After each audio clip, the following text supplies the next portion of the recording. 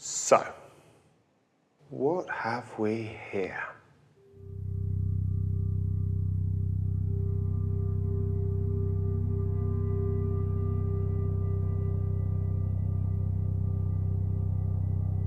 Hi, I'm Katie Sullivan, and just a normal American woman. But to the left, that makes me a cisgendered ethno-imperialist birthing person with pronouns she, her. Words like that are quite a mouthful, and it's one America needs to spit out before we choke on it.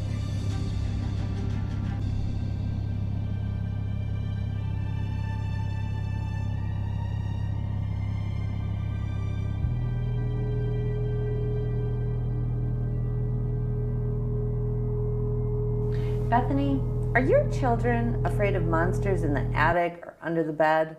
Yeah, they have been, but we always tell them that they do not exist. Today we have news. There are monsters in Uncle Sam's attic. It's the words, phrases, definitions that are used, which may look like one thing, but absolutely mean another. And it is scary. During this training, we will identify the problem, discuss examples from our time in the federal government, as well as the 5 cross-cutting principles of the current administration. We will teach you how to unwind the words and phrases that have been so artfully layered into every document in the federal government. You can do this in any role at any level of seniority. This training will prepare you to make changes, and fast. This training is vital to you as a political appointee. If there's one thing you take from this training, it is to know when you start your job as a political appointee, every single word, phrase, and acronym must be vetted, and you must determine what implications every word has before publishing or moving forward with any official or internal document. All right, so now that we have identified the problem, let's give the viewers a taste of what we saw in the Trump administration. Bethany and I were both part of a coordinated effort in the Trump administration focused on trying to take back hijacked language and definitions across the United States government and even at our engagements in the United Nations. From our experiences, we will teach you how to identify the left's progressive language, scrutinize career staff compositions for dangerous language, and how to combat their manipulative efforts, ensuring clarity of definition and conservative intention. Bethany and I are going to give you some examples of what we mean by this need to always ensure clarity.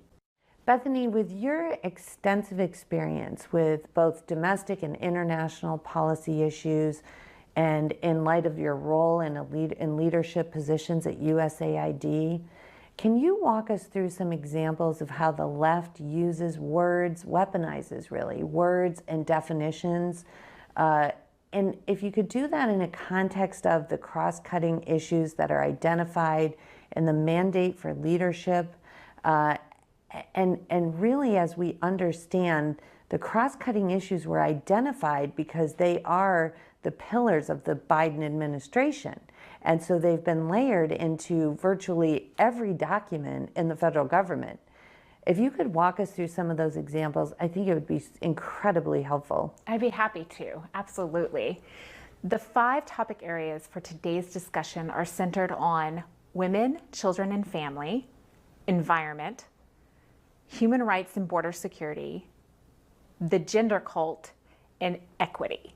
The first topic, women, children, and family. I worked on international issues and very closely followed the language presented at the United Nations. And I saw up close and personal how this indeed is true. Language is used to control culture. I'll never forget a conversation I had with the Chief of Staff at USAID. We are trying to provide alternative language for the highly controversial phrase, Comprehensive Sexuality Education, or CSE, which at the United Nations had come to mean not just typical sex education, but instead had been morphed into teaching and normalizing sex at very early ages, even as young as preschool. and for girls who became pregnant, that abortion was a preferable method of birth control. Back to the conversation with the Chief of Staff. He suggested several alternatives, but each time I told him that, unfortunately, his recommended edit was also interpreted as CSE. Frustrated, he vented, "They have literally co-opted the English language." And it was at that moment that I realized that the progressive left is controlling the language, redefining definitions, and by doing so, are ruling the world. On a positive note, despite all the angst that we did succeed on that negotiation.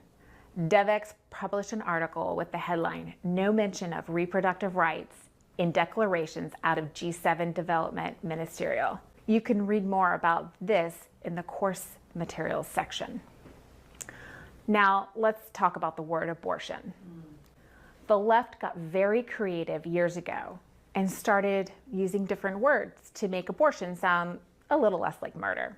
For example, sexual and reproductive health, reproductive rights, sexual and reproductive health services, reproductive health services, sexual and reproductive health and reproductive rights, sexual and reproductive health and rights. All of these include abortion. For years, we knew that the terms above that I just mentioned had been used and that they were code for abortion. The left and the career bureaucrats at State and USAID told us, "Oh, no, no, no." But then when I was negotiating with Canada for the G7 Development Ministerial, I said, "Well, can we just use these terms and add that does not include abortion?" And their response was telling. They said, "But it does include abortion." Even with that omission, I had a difficult time convincing political appointees that these terms were co-opted. Another example hits closer to home and highlights how imperative it is for political appointees to ensure definitions are correct and explicitly followed. 3 days after President Trump took office on January 20th, 2017, he issued a presidential memorandum regarding the Mexico City policy. This became known as the Protecting Life and Global Health Assistance Policy, or the expanded Mexico City policy. When I arrived at USAID in June 2017, I was the first political appointee in a bureau outside the front office and the 6th political appointee in the building. Despite President Trump issuing a presidential memorandum at the very onset of his administration to immediately change course and to protect life, even months later, his guidance was ignored. I remember hearing careers refer to this policy and even seeing documents that referred to it as the global gag order. I immediately told the career staff that we do not refer to it as the global gag order, but instead appropriately as the Protecting Life and Global Health Assistance policy. To some, it may seem inconsequential, but it actually was completely undermining the president and the American people who had elected President Trump. So opposed to this policy change, the left actually started a new organization and an international movement called She Decides, which invited NGOs and other foreign governments to join and actively promote abortion services and advocacy, essentially joining together to try to counter what the Trump administration was doing to protect life. Language matters. Bethany, it's incredible how the left is able to make killing children and babies a pro-movement. I mean, their narrative is just incredible and so opposite of what the reality of the situation is.